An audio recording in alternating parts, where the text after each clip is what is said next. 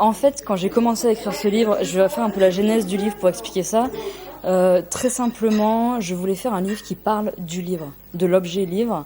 Et comme pour moi au départ, ça avait toujours été un objet assez merveilleux parce que ça permettait de transmettre des émotions, je me disais qu'est-ce qui se passe si je renverse ce repère-là et que je me dis, mais en fait le livre va devenir une façon d'abrutir les gens. Et dans cette optique, ce qui m'est venu à l'esprit tout de suite, c'était l'anticipation. De faire un livre d'anticipation sociale et culturelle, de dire voilà, on va imaginer un monde où le livre est une façon de fermer l'imagination des gens et de les rendre plus bêtes qu'ils ne le sont, quoi. Donc petit à petit, en écrivant cette histoire, j'ai pris du plaisir à faire ça en fait, on va dire, à démanteler mes repères établis, mais en plus des repères qui sont là depuis l'enfance, quoi. Le vrai défi, c'était ça, c'était de dire, pour les rires du grand blessé, il va falloir que tu te mettes dans la position opposée de ce que tu as toujours connu, quoi.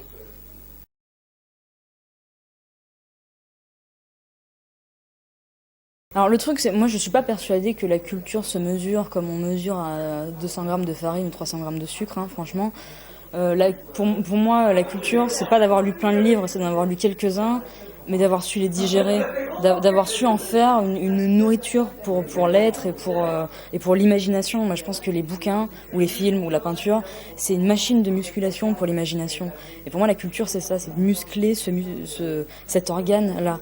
Et après, quel que soit le livre, que ce soit de l'anticipation, de la science-fiction, de l'auto-fiction, on trouvera toujours des parallèles avec le monde actuel.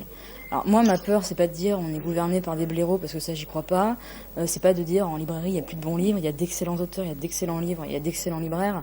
C'est de dire on va bientôt... Ce qui me fait peur, en fait, ça serait qu'on arrive à écrire des livres où on ne raconte plus rien. Où en fait les gens n'aient plus rien à se dire, plus rien à se raconter, et on tomberait dans un espèce de monde complètement fadasse, dans un espèce de marécage où l'imagination se noie. Et ça me fait vraiment peur, et c'est aussi pour ça que j'ai écrit ce bouquin.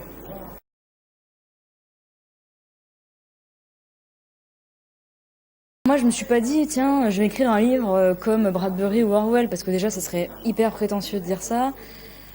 Quel que soit le livre qu'on écrit, honnêtement, il y a une phrase qui dit nous sommes des nains sur des épaules de géants. Avant nous, il y a eu des gens qui ont fait des classiques et qui nous ont ouvert la porte, parce on n'a jamais... On n'a pas tout dit en littérature. On a l'impression que tout a été dit, et non, tout n'a pas été dit. L'imagination, elle est... Enfin, il n'y a pas de limite à l'imagination. Donc moi, quand j'ai écrit, je savais que j'allais faire un truc d'anticipation, mais de là à penser que tout le monde allait me parler de Fahrenheit, de Bradbury et compagnie, franchement, à la fois, je trouve ça super sympa, parce que être comparé à Bradbury ou Orwell, c'est plutôt cool, quoi. C'est assez... c'est un compliment pour moi. Mais j'aimerais aussi que de temps en temps, on enlève ce poids de la référence omniprésente. Donc j'ai des références, enfin j'ai lu Bradbury, j'ai lu Orwell et j'avais lu Steinbeck pour le précédent. Il y a des livres que j'ai aimés, et forcément si je les ai aimés, ça va me nourrir aussi. Donc ça va aussi nourrir mon écriture. Mais de là à dire qu'un livre est forcément écrit à l'ombre d'auteurs tellement gigantesques qu'on pourrait pas s'en défaire, j'y crois pas. Enfin, le vrai problème, c'est qu'à chaque fois qu'il y a un livre qui sort, on se sent toujours obligé d'en prendre un autre pour comparer, pour dire ça ressemble à ça ressemble à ci. Et ce serait tellement plus simple de dire voilà, l'histoire c'est ça peut vous plaire, lisez, quoi. Au lieu de forcément citer d'autres auteurs écrasants, parce que ce soit Steinbeck ou Bradbury, c'est écrasant, quoi.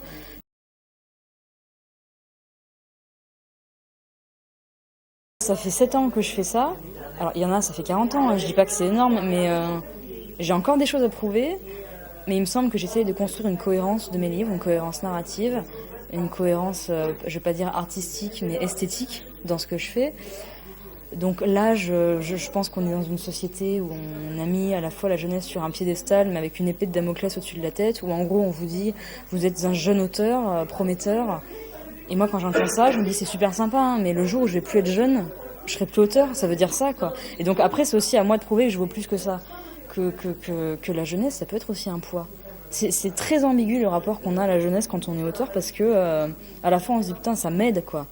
Ça m'aide parce qu'on a besoin de, quel que soit le milieu, on a besoin de fraîcheur, on a besoin de nouvelles voix, comme on dit. Et d'un autre côté, on se dit mais dès qu'on va passer la barre des 30 ans, on va se faire flinguer, quoi.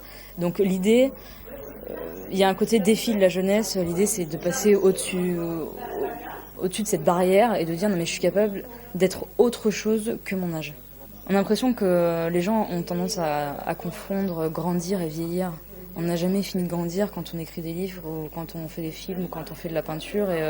Et plus on avance dans ce qu'on fait, plus on évolue et plus nos détails s'affinent. Et notre façon d'écrire, de voir les choses, de percevoir et de transmettre est différente. Donc moi je trouve ça un petit peu réducteur de parler de l'âge, même si je pense qu'il y a un petit côté fascination pour ça en fait, quoi.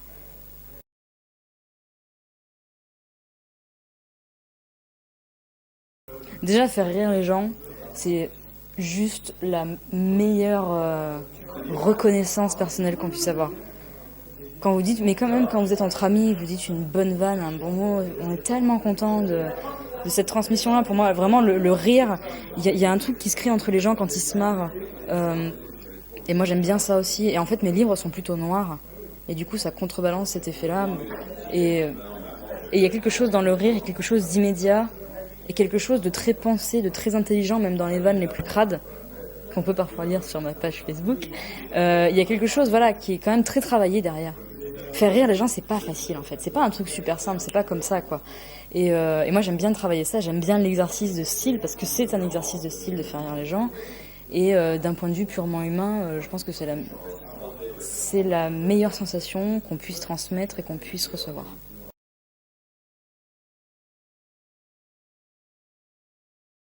J'ai toujours quelque chose en cours, que ce soit du roman, j'aime beaucoup faire la poésie, j'écris beaucoup de poèmes que je poste en ligne. Donc ça, c'est quelque chose que je fais assez régulièrement, mais dans les moments par exemple, quand je prends le train, j'écris mes poèmes quand je prends le train. Les livres, pendant un mois et demi, je vais faire le premier jet d'un roman. Après, il va y avoir des recorrections avec mon éditrice, avec la maison d'édition. Mais je suis pas quelqu'un qui tous les jours à telle heure se met devant son ordi et arrête à telle heure. J'ai pas d'horaire, je fais ça quand j'en ai envie. Quand ça me fait plaisir de le faire, parce que j'ai pas envie que ça devienne laborieux en fait. À partir du moment où je vais sentir l'ennui, où je vais sentir le poids de l'écriture, bah tout de suite je vais m'en défaire. Donc tant que ça reste quelque chose qui me procure du plaisir et qui procure du plaisir aux gens, je continuerai. Mais sans être une stacanoviste de l'écriture.